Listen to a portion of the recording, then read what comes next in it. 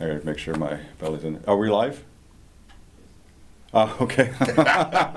All right. My name is Mike Wilson. I'm with Andesite Blue, and we're brought to you here by Toloka Studio Production. And tonight we have a special guest with us. His name is Dr. Mark Hong, and I look forward to introducing him to you. We'll be covering kind of the essence of Andesite Blue, not just on the investment side, but also on the projects and the things that we're investing in here in Ukraine. And Dr. Mark Hong has a big part of that. So what I'd like to do, with no further ado, by the way, he is our Chief Medical Officer. I'd like to introduce to you Dr. Mark Hong, and tell us a little bit about yourself and why you're here. Well, thank you so much for having me. My name is Mark, again. I am from the U.S. I am a dentist. Been practicing for just over 22 years. I was yay high when I left South Korea to go move to America with my parents. Look for the quote-unquote American dream. And I think we've done that. I'm very, very proud of myself, very happy. And a few years ago, I decided that I wanted to do something a little bit bigger than what I was doing, which was, what do the kids say now, chasing after paper? So I wanted to do something a little bit bigger than that. So I left America just before the pandemic started. Of course, I got quarantined in 3 different countries, which was fun. And I'm here in Ukraine because this is home for me now. I decided I want to stay here and do a lot of nice things. Good, good. Now, I got quarantined here in Ukraine as well, and I tell you, I think it was probably one of the best countries to be in during the pandemic, because other than the first 2 or 3 months of that, where everybody didn't know what to do, and they just shut everything down, and they even closed the parks. You couldn't even walk in the parks. Oh. And they taped off the benches, so you weren't allowed to sit in the parks. I mean, there's all kinds of fun. They taped off the playgrounds for the kids, everything. Right. That was the first round, and nobody knew what was going on or even how to handle it. That was, I think the whole world, suffered that. But after that, Ukraine opened back up. And ever since then, I mean, sure, we had a few closed down, stuff like that, but outdoor activity and life was normal, and people were still working, and some worked remotely. But I was very happy to be here in Ukraine during the pandemic, because I really didn't feel the effects of it, and that was nice. And of course, as I mentioned last week, Andesite was created during the pandemic, so something good actually came out from this. Yes. I want to mention something. I met Mark at a new club. It's called Pepper's Club. It's a restaurant and live band. And he was sitting at a table directly behind me, and I just heard his voice. His voice carries, like mine, it carries very well.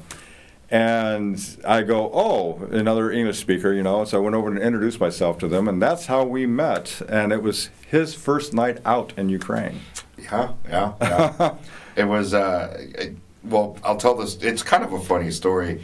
We had, I had signed up, because I didn't know anybody in Kiev, so I signed up for the Airbnb bar tour.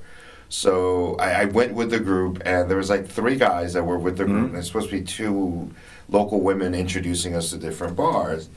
And about an hour into the thing, I kind of got bored, and I said, you know what, you guys can go on your own and do something. So I had walked away from the group, and another guy that was part of the group was just like, Mark, and then he ended up coming with me. So towards the end of the night, he decided he wanted to eat chicken Kiev. Okay. So that's all he ever wanted. So we ended up at Pepper's to eat chicken Kiev. By the way, it was delicious, but it was very fortuitous, serendipitous, whichever way you want to look at it, that we met. And I was looking for. I wasn't even sure if I wanted to stay in Kiev. My original plan was to stay here for a month and figure out where I was going to go after that, but. You had shared your vision, and then I shared mine, and it turned out to be something that lined up very, very well. It was kind of like 2 gears finding each other and kind of fitting in really nicely. Yeah. So I was very happy about that. Yeah, it was. I was actually blessed to meet Mark during that time because you don't know somebody just by the name. And we actually, said, "Hey, come out. We're going to go out again a different night."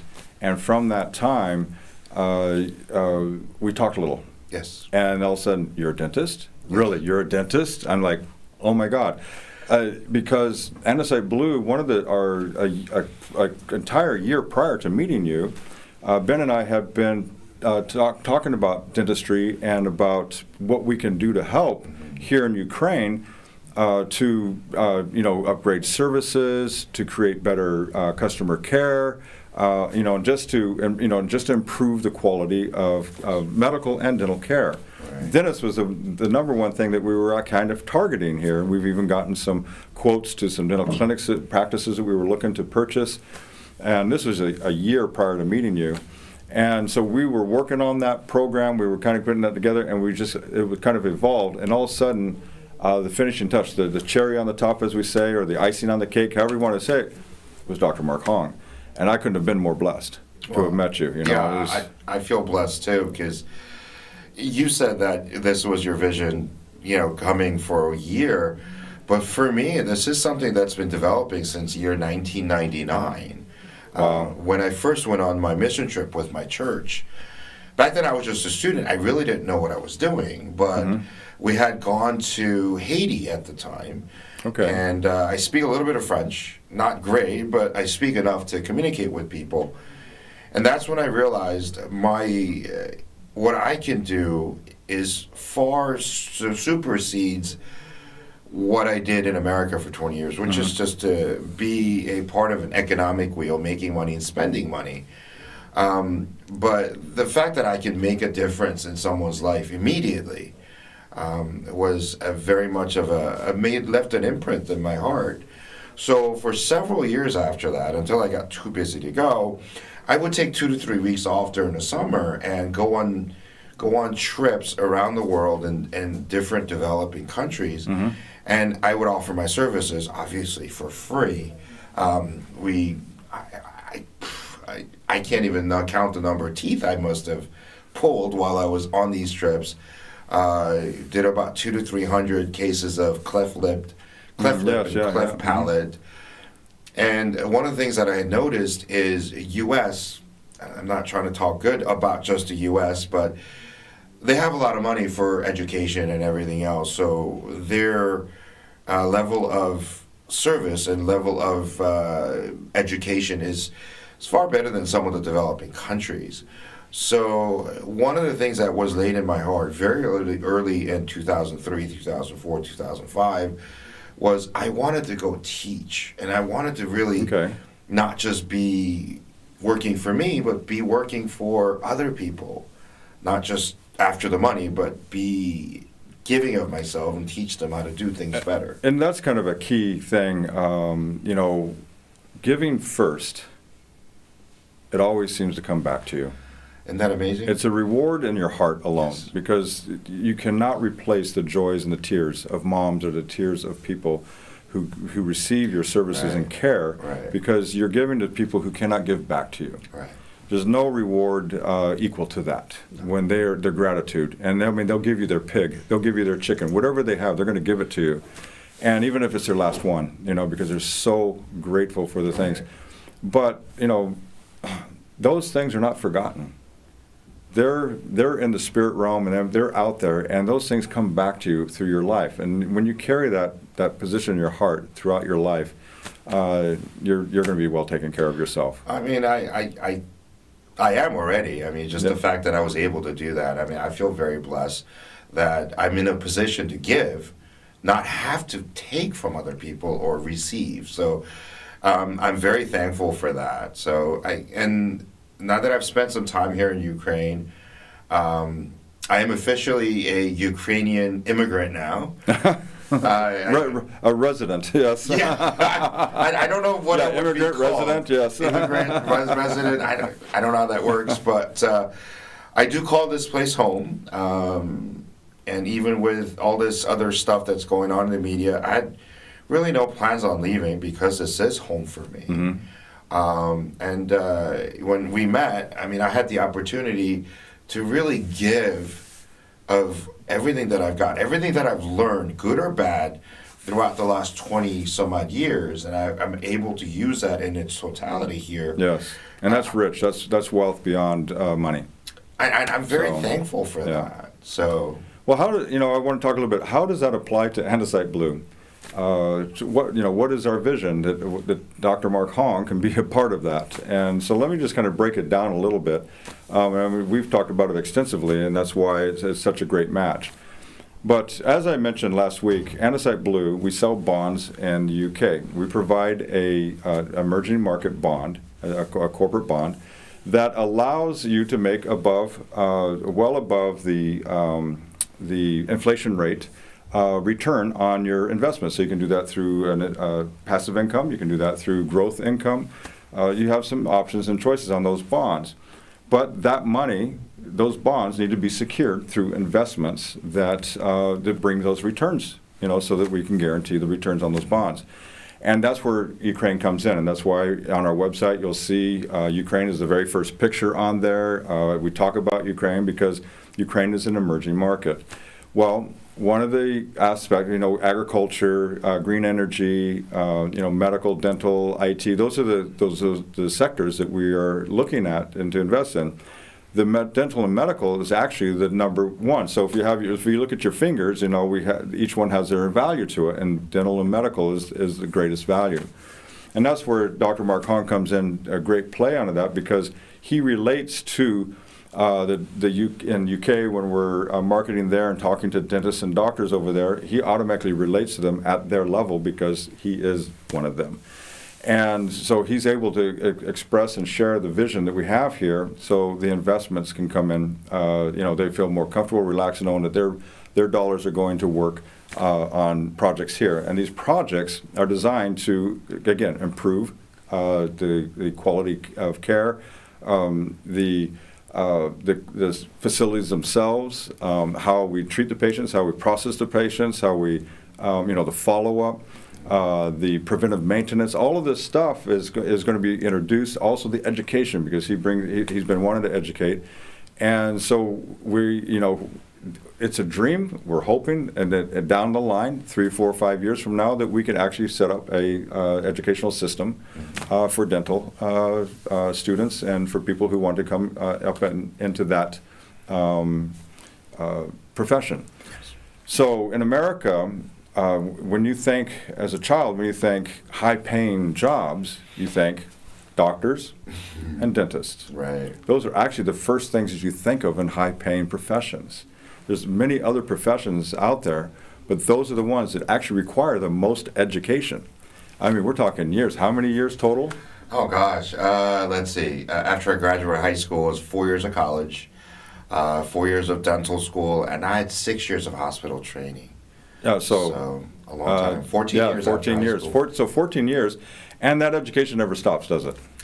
No, because if you add up the amount of quote-unquote continuing education years, technically I have another 8 or 9 years worth of education after I finish my post school. all that stuff. While you're doing your practice and everything, while you're taking care of your clinics, and while all of that, you are actually continuing to process education. Right. I mean, I'm a builder by trade, and my education never stopped. I loved new gadgets. I love new items to make your job easier, to make it more efficient, or to make a house more, economically, sound through, through heating and cooling and everything, and just all different designs and, architects and stuff like that. So I continue to be educated in that. So I know for you, and I know for many doctors, that this is an ongoing process. You love education, though. I mean, you just gravitate to learning and reading books, and which you have to, It's but you want to take that now and bring that and share that wealth of information and knowledge, and bring up young men and women to do what you do. Well, I think in Ukraine in general, there's a lack of, if you compare I don't necessarily want to compare dollars to cents or oranges to apples, The amount of money that you make in America doesn't necessarily translate very well here to Ukraine. If you live in Los Angeles, you make $10,000 a month. You're scratching. You're doing okay. Yeah. You're scratching out a living. You're not doing that great. But you're not driving a Ferrari. No. Like you're driving a Lexus or a Camry that's decked out. Yes, but you're not wealthy by any means. But if you make $10,000 here in Kiev, oh, you're a king. Yeah, I mean you're living very, very well. You're a king, yeah. So it doesn't equate that well. However, the way I look at it, the amount of sacrifice, the amount of education that a student will have to put in to become a doctor, I think they should be well compensated. And I say that with one reason and one reason only. You want smart students becoming doctors. Yes.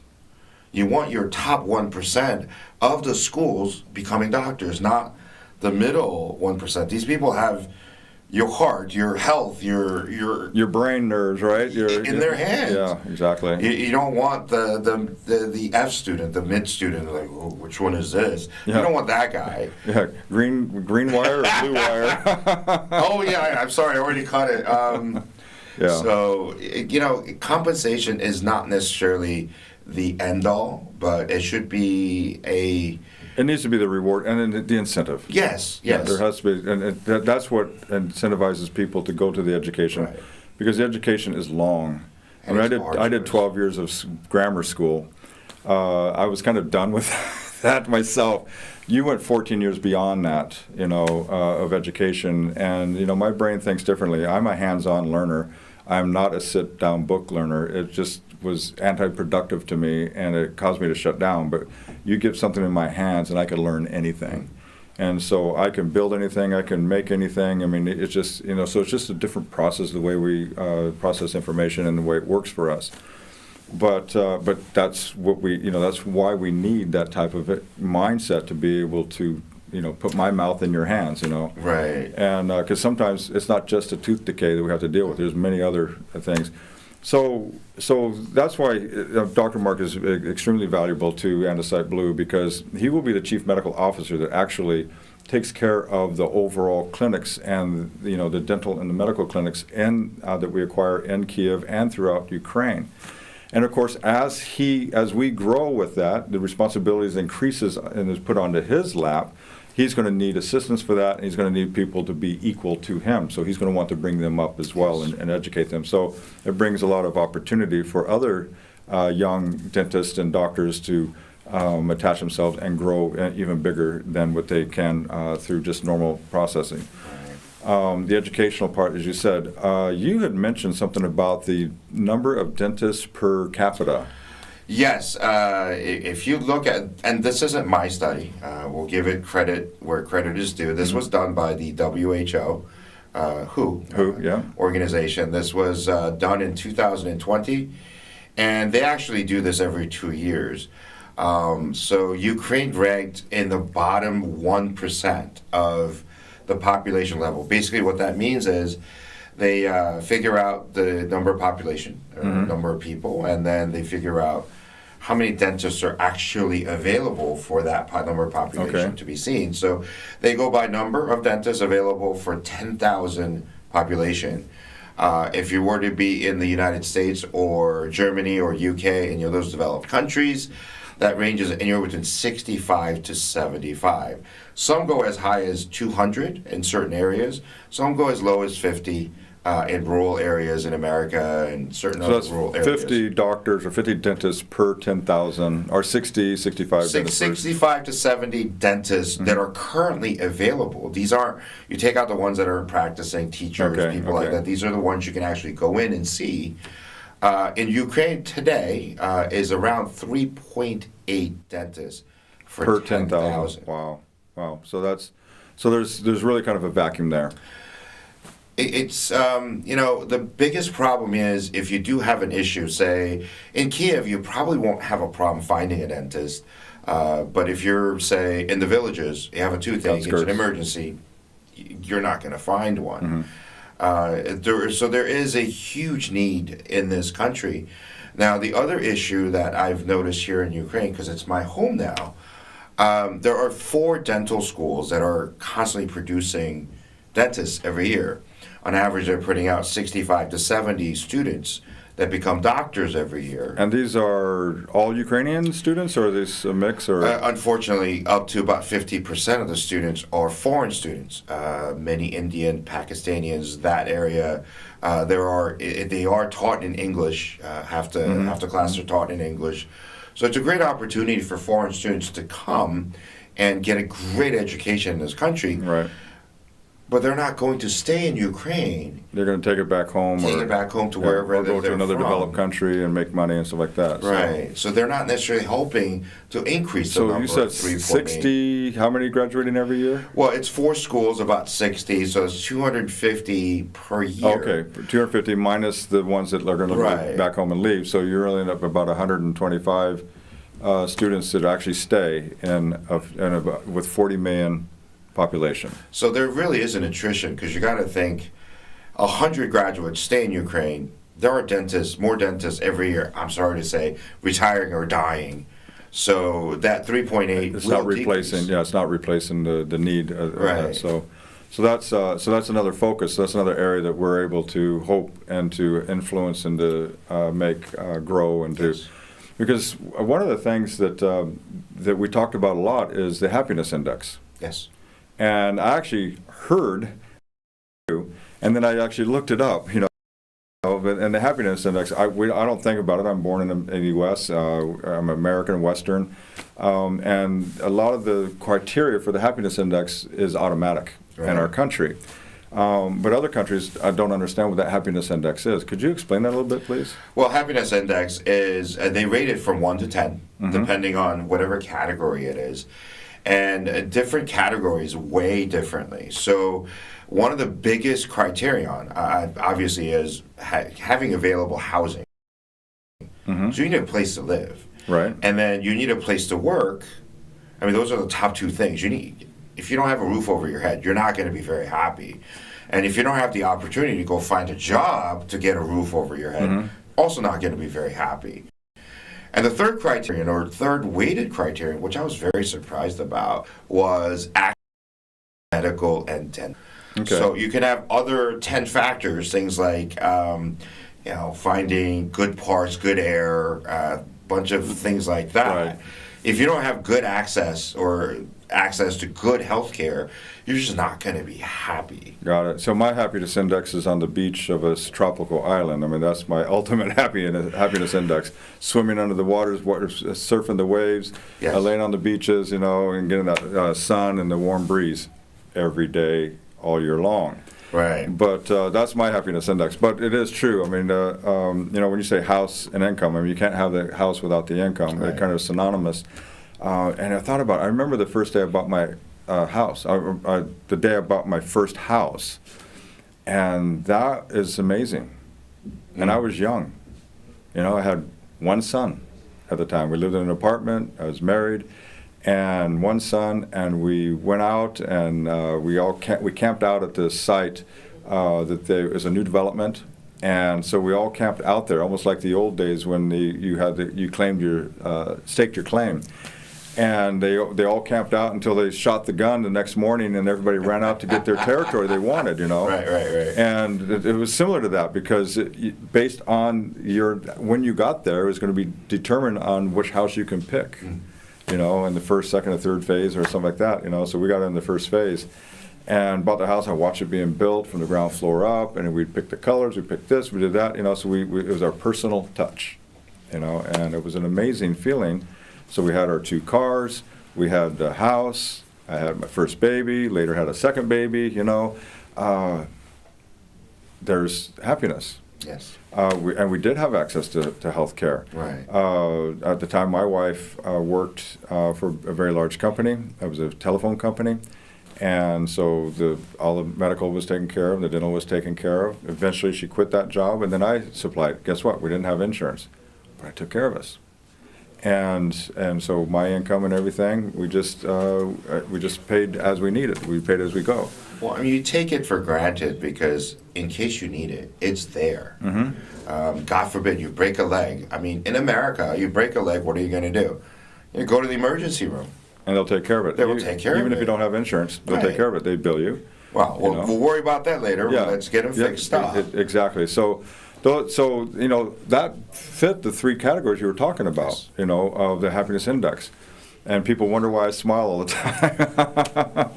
But it's just a lifestyle. It's just something we take for granted and don't think about that. But that is up there. You go into other countries where the happiness index is a bit lower. And then when you look at it the way you had presented it, then all of a sudden you see what those are. Again, opportunity. That's why we're in the wealth management industry. It's this opportunity. We're making opportunity to not only save your wealth, but to cause it to grow. Yes. To take savings and make it the money work for you, instead of you working so hard for the money. Right. And now, of course, we're going to work, we're going to make money, but the thing is that we really grow, wealth really grows when the money is working for you and you not for the money. Also, health issues, we work so hard all our life to make money, and then when we get there, we end up spending all our money to take care of our health. That's the old saying. And if you let your money work for you, you're actually multiplying the factor, and you can actually enjoy it much sooner without the stress. And so that again, that's that part of the index. And then again with the health, and that's what we want to be able to do. We want to be, whether it's 1%, 2%. I mean, we're not looking for big changes and stuff like that. We just want to bring something to Ukraine that is going to really benefit the populace, and it's going to benefit the people of Kyiv. It's going to benefit the people in Ukraine, the smaller communities in there, potentially doing some mobile services and stuff. Some doctors will be rotating, doing some mobile outreaches and stuff like that to be able to take care of some of the outskirts of the the villages, and where they don't have that access, So we want to make it accessible. Yes, definitely. We want to make it so that it's extremely affordable. Right. That it matches the income ratio and stuff, so that people aren't stressed out and says, "Oh, I got this problem, but I can't take it because I can't afford it." Right. We want to be able to go in there and provide that services, and that goes in line kind of what you talk about, the 3-tier treatment. The level of treatments and stuff. Right. One of the things that I've noticed, and this is something that goes in every economic model, but there are 3 levels. You've got the very, very top tier. You've got your ultra wealthy buying the very expensive cars, living in very expensive houses, and then you got everybody else in the middle that are working hard, the middle class, doing all the driving all the economy, and then you've got your bottom, the little bottom 5%, you can call them. These are, unfortunately, they're retired. The bad hands. They're disabled.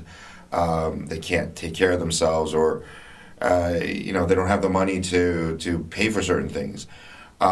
Just because you don't have the money doesn't mean that you should sit home where they lose tooth that's hurting you and can't eat. Those people should get treatment as well as the ultra wealthy. So. One of the things that I wanted to do was the top tier. There's no need to explain what that is. Correct. The middle tier is going to be where we provide really, really good care for very, very fair fees. So I kind of look at it as you got your Porsches and Audis, you got your Volkswagens in the middle, and then you got your Skodas, same company, sometimes the same car at the bottom. And my dream is to one day have clinics that are available here in Kyiv for those people that could walk in and say, I need A, B, and C. This is, it's affecting my life, affecting my health. Yes. I would really like this taken care of. And if they can pay 50 grivnas, they pay 50 grivnas. If they can pay 100 grivnas, they pay 100 grivnas. If they only have 2 chicken eggs to give us, we'll take the 2 chicken eggs. Yep, we'll make an omelet. Yes. And then we will still provide the care. Quite often, those people get very neglected, and they need help more than some of the middle class or the upper class. So, and this is true for any country. Yes. It just happens to be that Ukraine is our home. Yes. It's my home, it's your home, and so our attention and our care is here, and we want to be able to have an impact. Definitely. Here. So that's the whole reasoning and purpose on there. I have to smile a little bit because you talked about the Range Rover. Oh my goodness! Boy. And I was sharing with Mark about the whole breakdown of our bonds and the returns on the bonds. And he had not, and this is when I was really getting into details about it with him because again, he's not a finance man. And so I was just taking my time and going over it, and all of a sudden a light bulb went on. And why don't you just share that light bulb? You know, in dental school, college, they teach you how to be productive. They teach you how to make money. But there's no course that says this is what you do once you make money. It's like, well, you're supposed to figure it out on your own. Sorry. So when I had my first well-paying job, one of the first things I did was go buy a Range Rover. I walked into a Range Rover dealership, looked around, and of course I ran into a really good salesman and sold me the most fully loaded Range Rover. This is 2005. The one you had to have. How old were you? I was, 28, 29? You were with I was money? a young kid. 28 years old with money? Yeah, making like $150,000 a year, whatever. It's like, I don't know where to spend that money. So I remember signing the check for, it was just over $100,000 with taxes and everything else included. And I drove off the lot. And of course, the shine wears off on a new car, they say in 3 days. That stupid thing was back in the shop 4 days later for like a week because of something. But that's neither here nor there. But the thing that really got me was 5 years later, I went to trade it in for, I think, a sports car or something. They gave me $15,000. From $100,000 to $15,000. And then when we were talking when we were talking about the bonds, I'm going, wait a minute. I could have bought a bond for $100,000. 5 years later, I would have had 153, not 15. I could have taken the 153, bought the 5-year-old Range Rover for 15, put the rest of it in my pocket, and be happy. Yeah, and the Range Rover has still been nice. It was still very nice. Yeah, still nice. It still did everything you wanted to do, and you still had the prestige of owning a Range Rover. Right. Nobody knows it's a 5-year-old Range Rover anyway. No, they don't. I mean, unless you're a gearhead. Right. That knows that, oh yeah, the lettering is slanted a little bit, so I know what year that is. You know, the lights fixtures are a little bit this way, so I know. Yeah. But other than that, a Range Rover looks like a Range Rover, and you know, like the G series of the Mercedes, like the Jeep Renegade, and the old CJ5. Yeah. You know, those things are sought after. Yeah. You know, and they go forever, right? And they, you know, there's plenty of, you know, you still get to do what you want to do with them and stuff, you know. So it's in a way, I believe we're stewards of the money that we're given. When I was younger, I thought I made that money. It's well, mine. you're never going to die. I mean, you're just going to keep making it, right? Well, you know, it dawned on me when I was quarantined. I had left America thinking that I was going to maybe take a year off, go work somewhere else. And then I was quarantined in Italy, of all places, in March of 2020. They were the super lockdown. Yeah. I don't speak that much Italian. I know how to say spaghetti.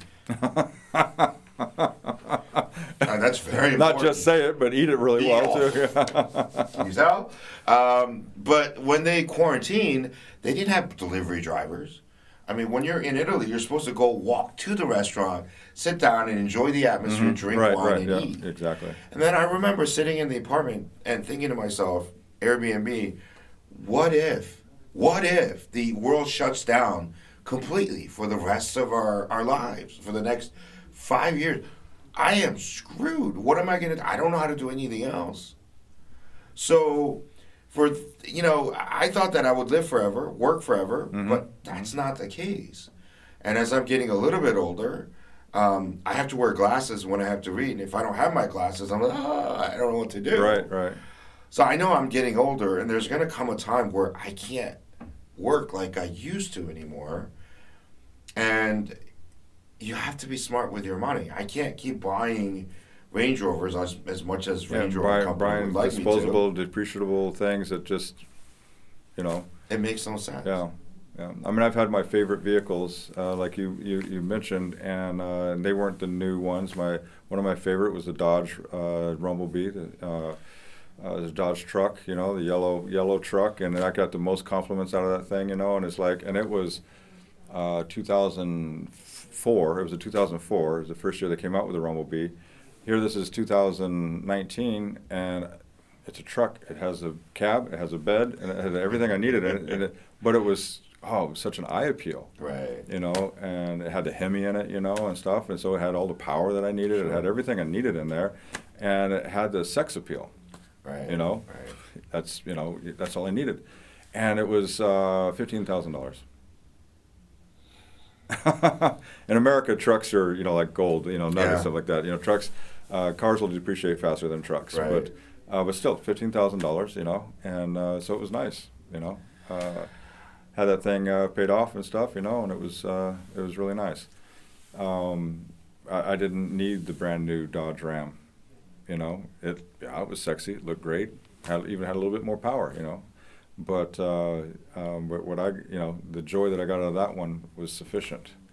I think sometimes we fool ourselves thinking that $100,000 truck, $100,000 car will somehow make us be better humans, or flying first class somehow makes us better. But, I've realized now what makes us better human beings isn't how much money we have in our bank account, is how much we have in our hearts to give to others. Right. Oh, exactly. And it's having the resources of a savings. It's not just for retirement, but it's also having the resources to be able to do things that we want to do Yes. during our life and career. As you said, travel, and to volunteer your time to other places and Oh to my give God, dentistry freely to places in need. You get to see beautiful countries. You get to see beautiful cultures, beautiful people doing that, and give, and so that turns out to be really just very rewarding, as we spoke about earlier. Yes. So anyway, that's kind of the purpose of our CMO, Chief Medical Officer, Dr. Mark Hong, bringing to Ukraine just warmth, wealth of education and dentistry. He's already actually met some dentists here that have asked him, says, yes, please, I need what you have, So they've actually invited him to be a part of their clinic and to help out, which is exciting. And so we really look forward to growing in that aspect. So that is the second part of what we do in Andesite Blue, and investing in Ukraine. It's an emerging market. It's opportunities to us. We see it as golden nuggets, not just in the resources of income or wealth. It's golden nuggets in the sense of what we can give to the community, and the reward of that that comes back to us in warm smiles and chicken eggs and pigs and things like that. Honey. Oh my goodness, their honey here is really good. So. Anyway, we appreciate you taking the time to spend with us this evening, and I look forward to seeing you next week. I'll have another special guest at that time, but I definitely was excited to bring on board here and introduce you to Dr. Mark Hong. Thank you. Thank you very much. You all have a good evening.